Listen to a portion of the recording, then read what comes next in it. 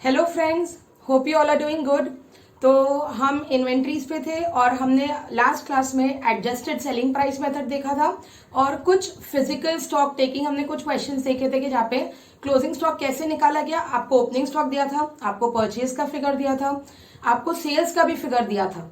तो आप मैंने आपको ट्रेडिंग अकाउंट से बता दिया था कि दैट्स एन ईजियर मेथड, या फिर आप क्या कर सकते हो, ओपनिंग स्टॉक और परचेज को ऐड करके आपको मिल जाएगा total cost of goods which are available with you. Sales में से ग्रॉस प्रॉफिट आप माइनस करेंगे तो आपको मिल जाएगा cost of goods which are sold.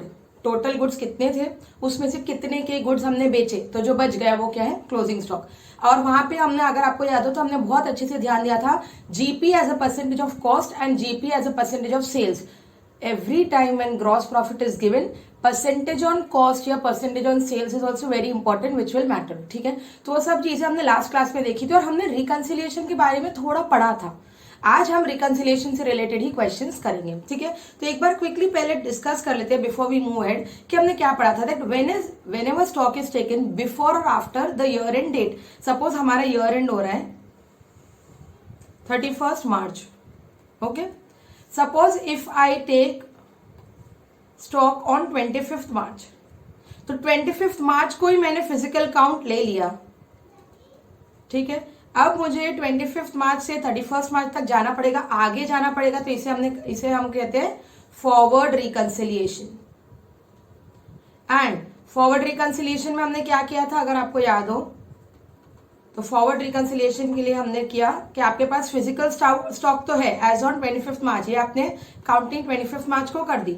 अब 25 मार्च से 31 मार्च तक अगर आपने गुड्स परचेज किए होंगे तो वो क्या हो जाएंगे, जो गुड्स आपने परचेज किए वो गुड्स आपके पास एज ऑन स्टॉक ऑन 31 मार्च है, तो आप परचेजेस को क्या करते हो, ऐड परचेजेस बिटवीन 25 टू 31 मार्च। ठीक है, परचेज आप ऐड करोगे और इसी बीच में अगर कोई गुड्स सेल हुए तो वो 25 मार्च को तो स्टॉक में काउंट हुआ है, बट वो 31 मार्च तक वो स्टॉक आए नहीं क्योंकि बेच दिया, तो वो हम क्या करते हैं, लेस। बट सेल्स के टाइम पे हमें क्या याद रखना है, that when we less sales we have to less cost of sales. Selling price पे माइनस नहीं करना है, सेल्स में से उसका प्रॉफिट हटा के हमें सिर्फ कॉस्ट माइनस करना है कि कितने के गुड्स बेचे, कितने में बेचे, कोई काम का नहीं। ठीक है, देन सेल्स रिटर्न हमने कहा था ऐड, बट उसका भी कॉस्ट ऑफ सेल्स रिटर्न, क्योंकि देखिए जनरली आपको सेल्स और सेल रिटर्न सेलिंग प्राइस पे देंगे, आपको उसमें से प्रॉफिट माइनस करके कॉस्ट निकालना होगा। ठीक है, एंड जैसे परचेज हमने ऐड किया है तो परचेज रिटर्न लेस हो जाएगा। परचेज तो कॉस्ट प्राइस पे ही रहता है। और मैंने फिर आपको बताया था कि every other thing like whenever goods are going out maybe because of drawings of goods, हाँ, गुड्स अगर विड्रॉ हुए या गुड्स एज फ्री सैंपल और charity whatever, whenever goods are going out. फिर वो तो देखिए सिर्फ यही नहीं होता, क्वेश्चन में और काफी चीजें आ सकती है, but that will be we'll have to apply our brains, और उस टाइम पे लॉजिक लगाना पड़ेगा कि उससे क्या हुआ है। अगर गुड्स 25 से 31 मार्च के बीच में, 25 मार्च को थे, 31 मार्च को नहीं थे, बीच में चले गए, तो हमें माइनस करना पड़ेगा। कोई गुड्स 25 मार्च को नहीं थे, 31 मार्च को है, तो हम क्या करते हैं, उसे ऐड करते हैं। ठीक है, ये था forward reconciliation. And backward reconciliation मतलब क्या होता है, आपका ईयर एंड हुआ है 31 मार्च, बट आपने स्टॉक सपोज 7 अप्रैल को लिया, तो इससे हम क्या बोलते हैं, अब यहाँ पे मुझे उल्टा जाना पड़ेगा, 7 अप्रैल से I have to go back to 31 March, तो we said this is called as backward reconciliation. And in this you will take stock as on 7th April. Okay, इसमें आप देखिए 31 मार्च को गुड्स थे, बाद में अगर वो सेल हुए तो 7 अप्रैल को वो गुड्स नहीं है। ठीक है, 31 मार्च को वो गुड्स थे, वो 31 मार्च से 7 अप्रैल में सेल हुए, तो उसे हम ऐड बैक करेंगे। क्यों, क्योंकि 7 अप्रैल के स्टॉक में नहीं दिख रहा है, बट 31 मार्च से वो थे। तो अब यहाँ पे क्या होता है, अगर मैं इसके साथ करस्पॉन्डिंग लिखूं, तो अगर आपको फॉरवर्ड आ गया तो बैकवर्ड उल्टा ही है। परचेज हम लेस करेंगे और सेल्स रिटर्न हम लेस करेंगे, but sales return at cost, don't forget. ये हमने लास्ट टाइम भी किया था, बस मैं आपको एक फिर रिकैप जैसा करवा रही हूँ। And we'll add sales but again at cost, then we'll add purchase return, then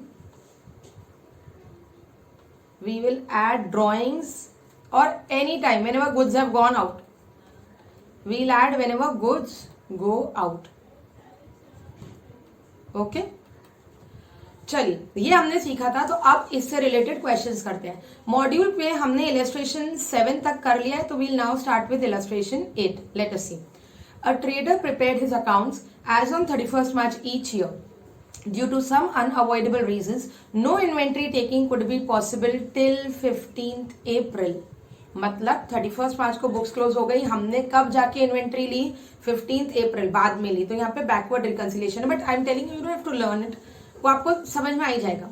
on which date the total cost of goods in his godown came to 5 lakh. तो inventory as on 15th April कितना आया? 5 lakh. The following facts were established between 31st March and 15th April. Let us see. Sales rupees 4,10,000 including cash sales 1 lakh. Question पढ़ते हैं फिर discuss करते हैं. Purchases 50,340 including cash purchase 19,900.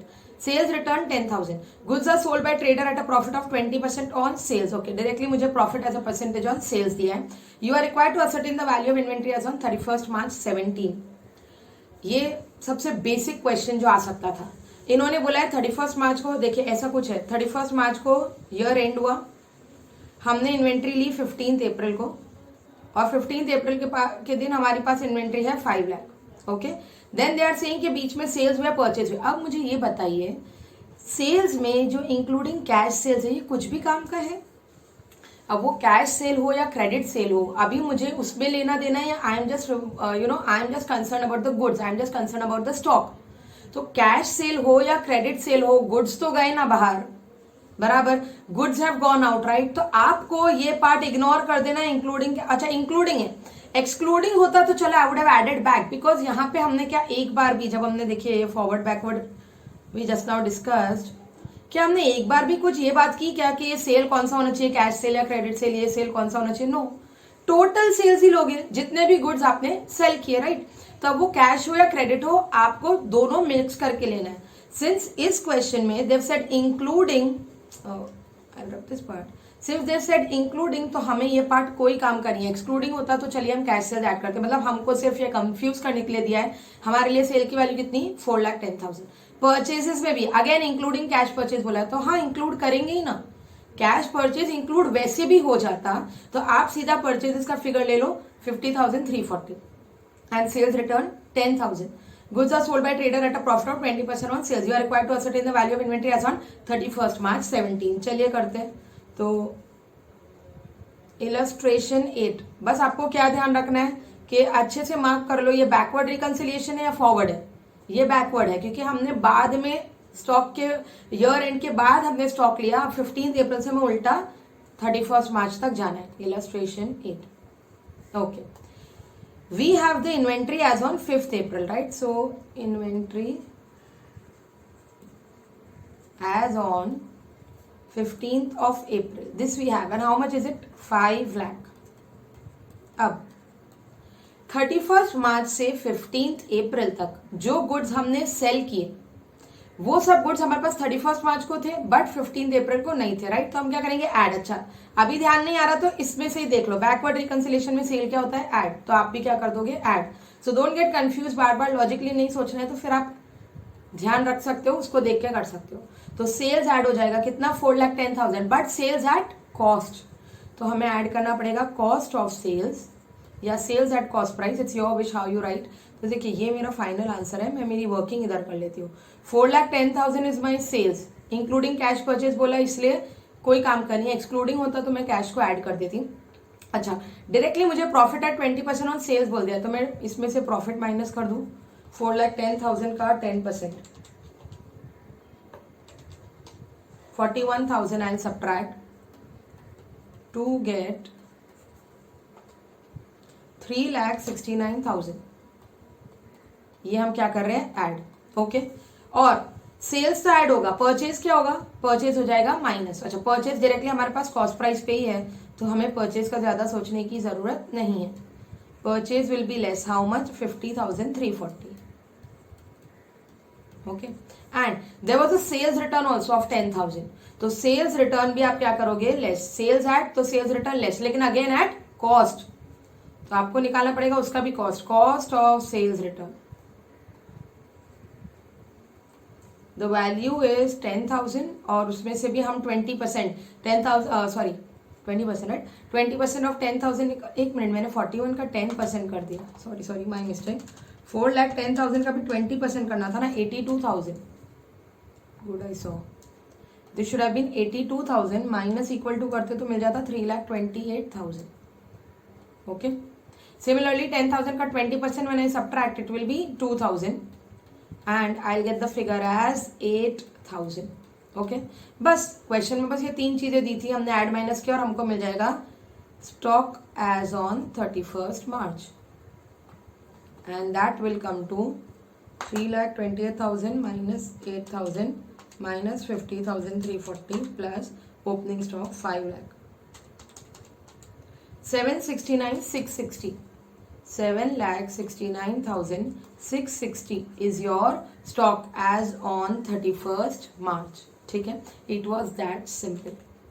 देख लेते हैं एक बार यहाँ से भी आंसर मॉड्यूल का. या सी इट्स कमिंग 7,69,660. अच्छा, आप यहाँ इस क्वेश्चन में इन्होंने मॉड्यूल में एक चीज की है, what they have done is, देखिए इन्होंने सेल्स में से ऑलरेडी सेल रिटर्न माइनस कर लिया, 4,10,000 माइनस 10, सीधा 4,00,000 पे 80,000 निकाल के 320 लाया उन्होंने, जो हमने 328 किया था और 8,000 माइनस किया था. मैम कौन सा फॉलो करें?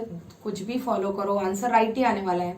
आई वुड सजेस्ट कि सिंस पॉइंट अलग अलग आते हैं तो कभी बेटर होता है, और मैंने आपको समझाया भी था कि जैसे सेल्स ऐड होगा तो सेल रिटर्न माइनस होगा, इसलिए मैंने उसको अलग स्टेप वाइज लिया. It is completely your wish, आपको नेट इफेक्ट बताने हैं या सेपरेटली बताने हैं. प्रेजेंटेशन ये भी 100% करेक्ट है, तो मार्क्स किसी में कट नहीं होने वाले, आपका आंसर राइट आना चाहिए. Okay, that was illustration 8. Now let us come on to illustration 9. अब आप धीरे धीरे देखिए. Okay, let us now go on to illustration 9. ठीक है, अब इलस्ट्रेशन 9 पढ़ लेते हैं. चलिए, inventory taking for the year ended on 31st March 16 was completed by 10th April 16. completed by 10th April 16 मतलब देखते पहले ईयर एंड क्या था. हाँ, ईयर एंडेड 31st March था और हमने कब कंप्लीट किया? 10th April. मतलब ईयर एंड हुआ है आपका 31st March और हमने किया है 10th April 16 को complete. The valuation of which showed an inventory figure of 16,75,000 at cost as on completion date. Again यहाँ पे ईयर एंड 31st March को हुआ, आपने स्टॉक लिया 10th April को, तो आपको क्या करना पड़ेगा? Backward reconciliation. ठीक है, after the end of the accounting year and till the date of completion of inventory taking, sales for the next year were made at ₹68,750, profit margin been 33.33% on cost. तो एक तो ये part को ध्यान देना पड़ेगा that here the profit is as a percentage of cost. Purchase for the next year included in the inventory amounted to 90,000 at cost less trade discount 10%. ठीक है, एक बार सिर्फ क्वेश्चन पढ़ रहे. During this period goods were added to inventory at the markup price of 3,000 in respect of sale return. तो sales, purchase, फिर sale return, तीन चीज दी है. After inventory taking, it was found that there were certain very old slow moving items costing ₹11,250 which should be taken at a cost of 5,250 to ensure disposal to an interested customer. Due to heavy flood, certain goods costing 15,500 were received from the supplier beyond delivery date of customer. As a result, customer refused to take delivery and net realizable value of the goods was estimated to be 12,500. Compute the value of inventory for inclusion in the final accounts for the year ended 30th March 16. एक बार मैंने पूरा question पढ़ा, जाहिर है कि बीच में शायद कुछ चीजें हमें नहीं समझ में आई होगी. डोंट वरी, पहले क्वेश्चन पढ़ के इतना देख लिया कि 31st March को बुक्स एंड हो रही है, ईयर एंड हो रहा है हमारा, बुक्स क्लोज हो रही है, लेकिन हम कब ले रहे हैं? स्टॉक 10th April को ले रहे हैं. ठीक है, तो हमें 10th April से 31st March जाना पड़ेगा, मतलब बैकवर्ड जाना पड़ेगा. तो चलिए हम डायरेक्टली स्टार्ट करते हैं. तो stock, I change the pen, stock as on how much it is 10th April 16, 10th April 2016 and it is coming to rupees 16,75,000. ठीक है, अब बैकवर्ड रिकंसिलिएशन में जो सेल्स होता है उसे आप क्या करते हो? आप उसे ऐड करते हो, क्योंकि फर्स्ट पॉइंट ही उन्होंने सेल्स का दिया है. After the end of the accounting year until the date of completion of inventory taking, sales for the next year were made ₹68,750, profit margin being 33.33% on cost. आपको profit on cost दिया है. अगर देखिए अभी तक क्वेश्चन में क्या हो रहा था? प्रॉफिट ऑन सेल्स दिया था, तो हम डायरेक्टली जो अमाउंट रहता था सेल्स का उस पे से वो परसेंटेज निकाल लेते थे. यहाँ ऐसा कर सकते हैं क्या? नहीं. आपको सेल्स का फिगर दिया है but the profit is as a percentage on cost, तो आपको कॉस्ट ही नहीं पता तो प्रॉफिट कैसे निकालोगे? तो यहां मैंने आपको बताया था कि आप क्या कर सकते हो, एक minute, add cost of sales. There are two ways to do it. One easier way मैं आपको इधर ही करके बताती हूँ। देखिए आप क्या करेंगे, आपको दिया है प्रॉफिट, मैं इधर ही वर्किंग बता रही हूँ सो दैट आंसर में ही हमारे दिख जाए। Profit is 33.33% on cost, right? तो मैंने आपको समझाया था कि cost plus profit gives me sales. अब यहाँ पे 33.33% ऑन कॉस्ट बोला है, तो मैं कॉस्ट को 100 ले लूँ, प्रॉफिट को 33.333 ले लूँ, तो मेरा सेल्स कितना आ जाएगा 133.3333। तो अब मैं सेल्स लिख लूँगी 68,750। तो can I take out profit with the cross multiplication? Yes I can, and that will come to 68,750 into 33.3333 divided by 133.3333. It comes to 17,187, 17,187। तो आपका फाइनल कॉस्ट ऑफ सेल्स आप कैसे लिखोगे? आप लिखोगे 68,750 माइनस 17,187, और ये हमारा फाइनल आंसर है। और आपको मिल जाएगा 68,750 minus 17,187, you will get as 51,563. Are you guys getting? This is one way. Another way to do it was, if, देखिए ये भी मैं बता देती हूँ बट मैं नहीं चाहूंगी कि आप इतना घुमाओ फिराओ, बट किसी बच्चे को ना चाहिए कि नहीं GP as a percentage on sales ही बता दो, हमारे लिए इजी है, तो फिर आप ये कर सकते हो। If GP is 33.33% on cost, how much is it as a percentage of sales? मैं आपको बोल रही हूँ, अगर ये नहीं समझे तो मत लेना। Is it as a percentage of sales, अगर जीपी 33.33% ऑन कॉस्ट है तो सेल्स पे कितना? तो देखते हैं। तो जीपी 33.33% ऑफ कॉस्ट है, हाँ, तो कॉस्ट 100, क्योंकि कॉस्ट प्रॉफिट 33.33 थोड़ा ज्यादा ही 33 डालो, तो सेल्स इज 133.3333। अब आपको चाहिए कि अगर जीपी 33.33% ऑन कॉस्ट है तो how much is it as a percentage of sales? तो आप क्या करोगे, अब सेल्स को 100 मानो और प्रॉफिट निकालो, तो 100 इंटू 33.3333 डिवाइड बाई 133.3333, तो आपको मिल जाएगा 24.99999। मतलब आप देखोगे आपको मिल जाएगा 25%। That means your cost is 75। ये जो मैंने किया है इसका मतलब क्या है समझ लो। It means if GP is 33.333% on cost, comma then it means GP is 25% on sales.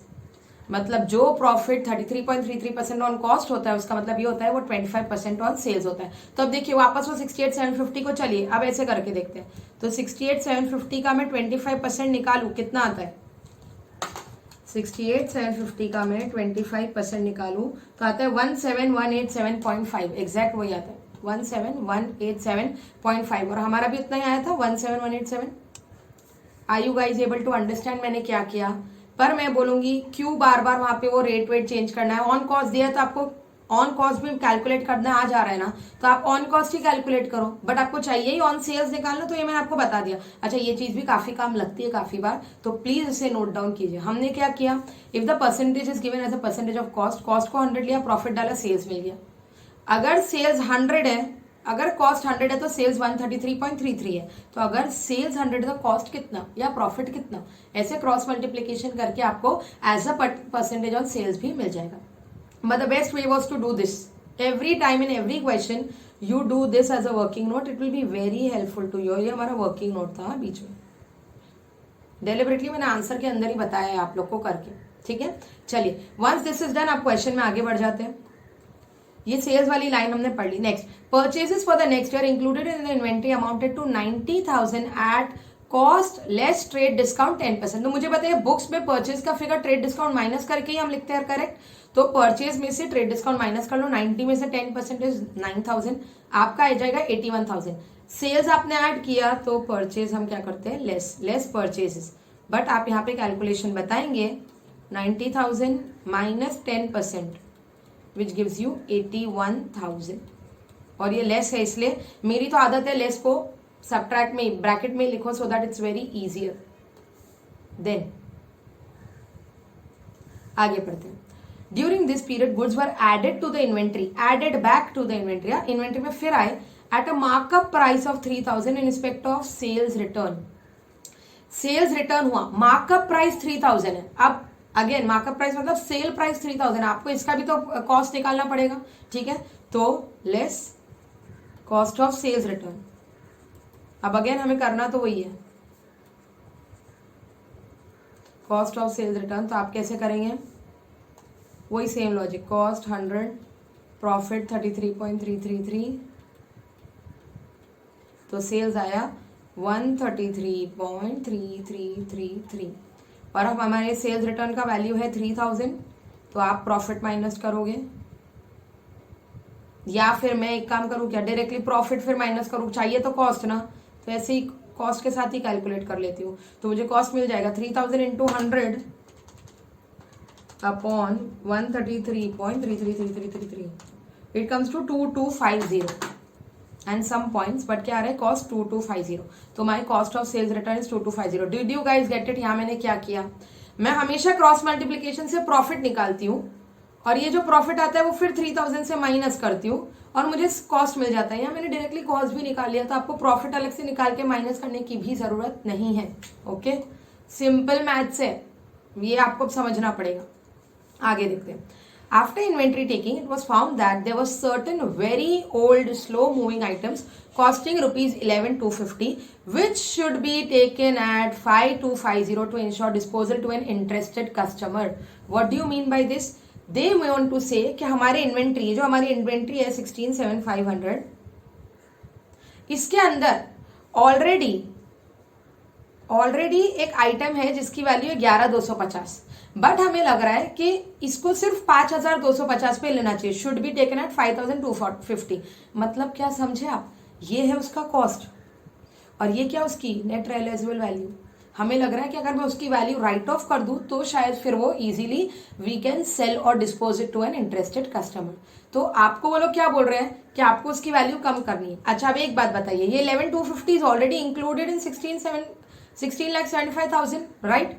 तो 11,250 तो ऑलरेडी इंक्लूडेड है। अब मैं पूरा 11,250 मुझे हटाना नहीं है, उसकी वैल्यू को 5,250 पे लाना है।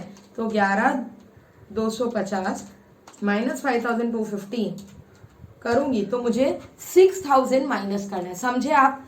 11,250 पे से 5,250 पे आना है, मतलब मुझे कितना वैल्यू कम करना पड़ेगा, 6,000 कम करना पड़ेगा। तो हम कर देंगे, ठीक है। तो आप क्या लिखेंगे, लेस, अब वर्ड आप कुछ भी यूज कर सकते हो, लेस लिख लेते हैं value to be written off, value to be written off on old slow moving items. आप बाद में मॉड्यूल में भी देख लेना उन्होंने कैसे लिखा है, but I have always been telling you particulars पे ज्यादा लोड मत लो, आप अपने मन से आपको जो समझ में आ रहा है लिखो। जैसे मुझे बहुत इजी लगा ये लिखना कि हाँ ये वैल्यू जो हमको राइट ऑफ करनी है 11,250 is already included in that inventory, मुझे उसको सिर्फ 5,250 पे लाना है, तो मुझे क्या करना पड़ेगा, 6,000 कम करना पड़ेगा उसकी वैल्यू। ओके, अब यहाँ आपने देखा मैंने बैकवर्ड फॉरवर्ड कुछ सोचा ही नहीं, क्योंकि it was not related to backward, it is they are just saying कि जो स्टॉक की वैल्यू इतनी ज्यादा दिख रही है उसकी वैल्यू कम कर दो। और हमें इन्वेंट्री AS2 ही बोलता है, फर्स्ट लाइन हमने इन्वेंट्री की ये चालू की थी, whichever is less cost या net realisable value, whichever is less, आपको हमेशा उसके ऊपर ही अपनी इन्वेंट्री वैल्यू करनी पड़ेगी, ठीक है। नेक्स्ट देख लेते हैं। Okay. Due to heavy flood, certain goods costing rupees 15,500 were received from the supplier beyond the delivery date of customer. As a result, the customer refused to take delivery and net realizable value of the goods was estimated to be 12,500. Again, एक goods थे हमारे पास जिसकी value 15,500 थी, but heavy floods की वजह से वो late आए हमारे पास। तो हमारा जो कस्टमर जिसको हमने प्रॉमिस करके रखा होगा कि इस डेट तक मैं आपको दे दूंगा, वो उसने लेने से मना कर दिया कि अब आपने अपने प्रॉमिस फुलफिल नहीं की। तो अब आपको लग रहा है कि 15,500 का भी गुड्स का ये कॉस्ट था, लेकिन नेट रियलाइजेबल वैल्यू कितना है, सिर्फ 12,500। तो again 15,500 is already included in the stock, लेकिन उसकी वैल्यू भी मुझे कम करके 12,500 लानी है, तो मुझे कितना माइनस करना पड़ेगा? 3,000 आई हैव टू रिड्यूस. तो 3,000 what I do? Less loss on revaluation लिख देते हैं. लॉस ऑन रिवैल्यूएशन 3,000, हम उसकी वैल्यू कम कर रहे हैं, bringing it to net realisable value. I think now the question is done. Compute the value of inventory. Okay, तो अब हम चलिए बस ऐड माइनस कर लेंगे. 1 minute. 16,75,000 plus 51,563 minus 81,000 minus 2250 minus 6 and 9, it is coming to 1 lakh, नहीं sorry 16 lakh 34,313. This is stock as on 31st March. Are you guys able to understand? चलिए एक बार मॉड्यूल में भी देख लेते हैं. अच्छा, मॉड्यूल में सबसे पहले तो ना उन्होंने 17,187 को 17,190 उन्होंने राउंड ऑफ कर दिया है. कोई बात नहीं, मैं आपको बोल चुकी हूँ अकाउंट्स में 5, 10, 20 रुपए के लिए आपको कोई प्रॉब्लम नहीं होगी. तो आपने जो किया वो भी करेक्ट, इन्होंने जो किया वो भी करेक्ट. ठीक है, इन्होंने भी सेल्स के कॉस्ट को ऐड किया और फिर देखिए परचेज नेट माइनस किया. नेट मतलब ट्रेड डिस्काउंट माइनस करने के बाद कॉस्ट ऑफ सेल्स रिटर्न हमारा भी इतना ही आया था, माइनस किया. लॉस ऑन रिवैल्यूएशन 6,000 माइनस किया. Reduction in the value 3,000 minus किया. तो इनको भी मिल गया 16,34,310 और हमको भी मिल गया 16,34,313, बस 3 रुपए ज्यादा. Okay, that was another question on reconciliation. अब एक प्रैक्टिकल प्रॉब्लम भी है, क्वेश्चन नंबर 1, वो भी चलिए अभी कर लेते हैं. तो now I am starting with practical problem जो है उसका आई थिंक क्वेश्चन नंबर 2 हमने कर लिया था. अब हम क्वेश्चन नंबर 1 करेंगे. ओके, चलिए पढ़ लेते हैं पहले question.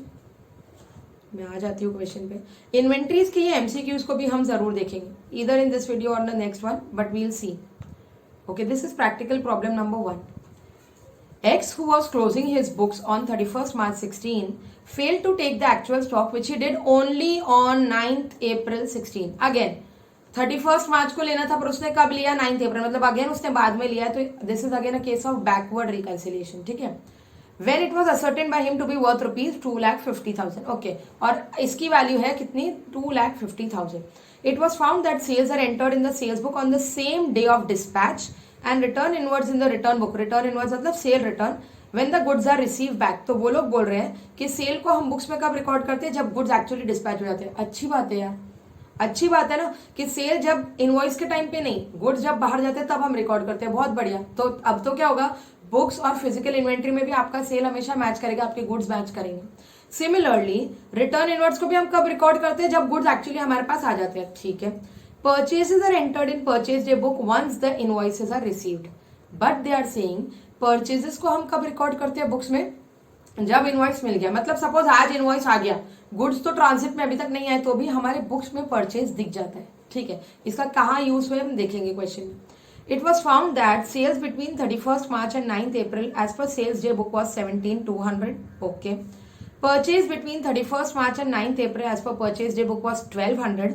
Out of these goods amounting to 500 were not received until after the stock was taken.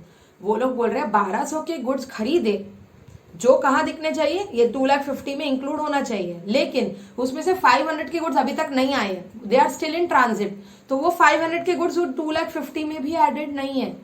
हम देखेंगे इसको करना क्या है, बट क्वेश्चन पढ़ के ये समझना जरूरी है. क्वेश्चन थोड़ा आगे और भी जाता है.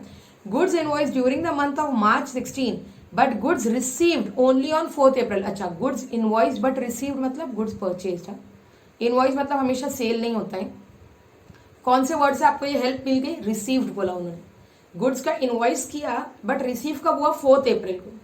Amounted 2,000. Rate of gross profit is again 33.33% on cost बोला है. ठीक है. ascertain the value of physical stock as on 31st March 16. they want कि आपका physical stock कितना है 31st March 16 को. what is the value of your physical stock? चलिए देखते हैं. तो फिजिकल स्टॉक पूछा उन्होंने. एक एक पॉइंट को लेके चलते हैं, इजी रहेगा, सब साथ में सोचने से अच्छा. तो पहले तो मेरे पास 9th April का स्टॉक था. Stock as on 9th April 2016. and how much is it? 2,50,000. 2,50,000. Okay. Then it was found that sales between 31st March and 9th April is 17,200. अब देखिए अगेन हमें बैकवर्ड रिकंसिलिएशन जाना है, तो हम सेल्स को क्या करते हैं, हम सेल्स को ऐड करते हैं, राइट, क्योंकि वो सब गुड्स 31st मार्च को थे. Add cost of sales. तो आप जब सेल्स को ऐड करोगे 17,200 और उन्होंने यहाँ बोला है कि profit is 33 1/3% on cost. Okay, तो देखिए अगेन मैं आपको वैसे ही करके बता सकती हूँ. कॉस्ट इज 100, प्रॉफिट 33.3333, तो सेल्स इज 133.3333. ठीक है. अच्छा, अब सेल्स बताया उन्होंने 17,200, तो उसका कॉस्ट कितना, आप वर्किंग नोट इधर ही शो करके सीधा ही कॉस्ट निकाल लो. It comes to 17,200 into 100 divide by 133.3333. It comes to 12,900 is coming my cost of sales. उसे हम क्या कर देंगे, ऐड. ओके, चलिए.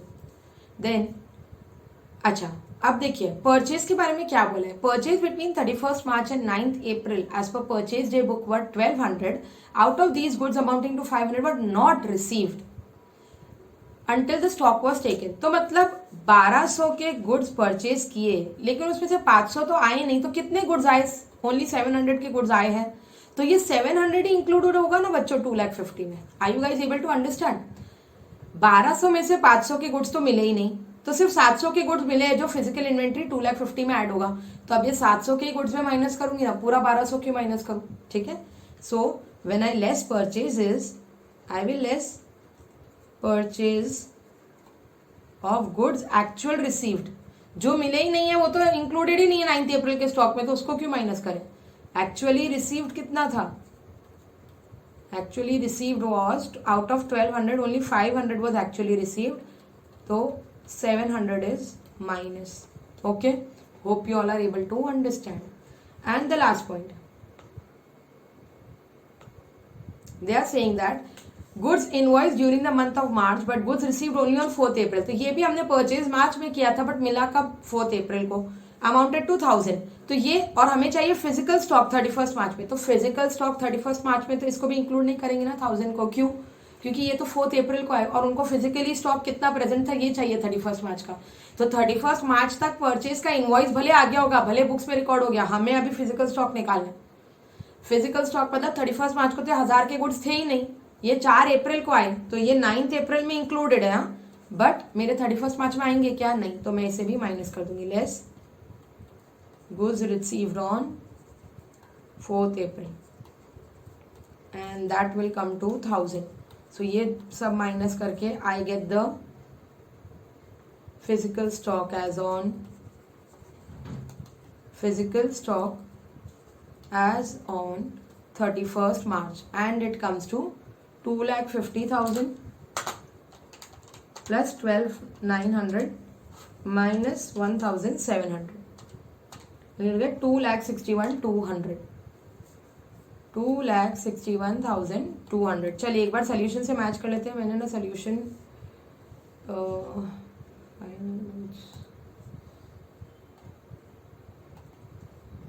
सोल्यूशन एक बार मैच कर लेते हैं. मैंने सोल्यूशन का पेज डाला नहीं था. हमारा 2,61,200 आया है. चलिए देखते हैं. Yes, this is the answer. देखिए 2,50,000 में से उन्होंने भी पहले कॉस्ट ऑफ सेल्स माइनस किया, उनको 12,900 मिल गया. फिर ये देखिए सिर्फ 700 माइनस किया, सिर्फ 1,000 माइनस किया और आंसर आ गया 2,61,200. हमारा भी एग्जैक्टली सेम आया है. ठीक है. So these were some questions on inventory related to physical stock, मतलब reconciliation वाले questions हमने किए. अब प्रैक्टिकल प्रॉब्लम में देखिए हमारा प्रैक्टिकल प्रॉब्लम नंबर 1 हो गया, क्वेश्चन 2 हो गया. प्रैक्टिकल प्रॉब्लम का क्वेश्चन नंबर 5 जो मॉड्यूल का है आप देखेंगे that is exactly related to one illustration. In fact वो इलस्ट्रेशन को ही कॉपी करके क्वेश्चन नंबर 5 उन्होंने दे दिया है, तो इसे हम डिस्कस नहीं करेंगे. वो सेम क्वेश्चन इलस्ट्रेशन में किया हुआ है जो हमने सॉल्व किया था साथ में. अब question number 3 and question number 4 बचा हुआ है which we will discuss. These are a bit technical questions inventory is a chapter जो ना आपको देख के या मेरे साथ करके इजी लगेगा, बट काफी बार क्वेश्चन जब खुद से आता है it becomes tough. Let me tell you, अभी तक इन्वेंट्री का सीए फाउंडेशन की बात करें तो 4 पेपर्स हो चुके हैं। 2018 से फिर CA foundation at come into picture, उसके पहले सीपीटी चल रहा था। तो अभी बात करते हैं, मई 18 और नवंबर 18 में इन्वेंट्री पे कोई क्वेश्चन नहीं आया था, शायद से ट्रू एंड फॉल्स आया था। फिर मई 19 में इन्वेंट्री पे एक क्वेश्चन आया था जो इस तरह से फिजिकल रिकंसिलिएशन वाला क्वेश्चन था। और नवंबर 19 में अगेन सिर्फ एक periodical inventory system, perpetual inventory system पे 5 मार्क का डिस्टिंक्शन आया था। तो एक बात तो पक्की है कि थ्योरी क्वेश्चन भी पूछते हैं। अब मेरा बोलना है, इन्वेंट्री का जितना मैंने आपको पढ़ाया ना, डेलिबरेटली मैं इन्वेंट्री के नोट्स में ज्यादा क्वेश्चन इंक्लूड करूंगी भी नहीं, और आप लोग से भी आई विल टेल यू कि ज्यादा क्वेश्चंस नोट्स से, मतलब मॉड्यूल के जो क्वेश्चन है वही करोगे, एग्जामिनेशन क्वेश्चन जो आए वो करोगे, और आईसीआई के जो आरटीपीज में क्वेश्चन है सिर्फ वो आप करोगे। उसके अलावा एक्स्ट्रा क्वेश्चन इन्वेंट्री के लिए मत ढूंढने जाना, ऐसा मुझे लगता है, but I can not be sure, just telling you के इलास्ट्रेशन में से जो एडजस्टेड सेलिंग प्राइस वाला क्वेश्चन था, और फिर जो हमने इलास्ट्रेशन 7 वगैरह किया था जिसके अंदर हम एक अबनॉर्मल आइटम दिया था जो माइनस करके करना है, जैसे क्वेश्चन नंबर 2 भी था, उस तरह का क्वेश्चन शायद आ सके। तो भी आपको इन्वेंट्री का सिर्फ जो मॉड्यूल के वो तो क्वेश्चन मैंने ही करवा दिए, और रिविजन टेस्ट पेपर्स आरटीपीज सिर्फ उसमें से आप करेंगे। उसके अलावा इन्वेंट्री के ज्यादा एक्स्ट्रा क्वेश्चंस आप लोग भी नहीं कीजिएगा। एग्जाम में इन्वेंट्री जब आया, क्वेश्चन को अच्छे से पढ़ के समझना, क्योंकि इन्वेंट्री काफी बार बहुत ट्रिकी हो जाता है, तो then it's better to leave the question. Now you guys, if you remember, मैं आपको बता चुकी हूँ कि हमारे पास एग्जाम में ऑप्शन रहता है, तो स्मार्टली चूज करना भी जरूरी है बच्चों। मेरा काम है पढ़ाना, मैं आपको पढ़ा ही रही हूँ, बट एग्जाम में take a wise decision, be smart also, just don't think नहीं मुझे सब आ ही जाना चाहिए, बराबर है आ जाना चाहिए, बट काफी बार क्या कुछ आता है तो भी उसमें टेक्निकलिटीज इतनी होती है कि हम शायद मिस्टेक कर जाए। So inventory is also one of the chapter जहां मिस्टेक होने के चांसेस पॉसिबल है। आप लोग मॉड्यूल पे ही स्टिक करोगे इन्वेंट्री, और आई बिलीव क्वेश्चन कुछ आया ना तो इसी में से ही आएगा, इसके अलावा नहीं आएगा। इसीलिए आपने नोटिस किया होगा कि मैंने नोट्स में भी इन्वेंट्री का क्वेश्चन ज्यादा नहीं डाले, ठीक है। चलिए स्टे ट्यून विद मी, जो क्वेश्चंस रह गए हैं वो क्वेश्चंस हम जरूर सॉल्व करेंगे। Okay, take care.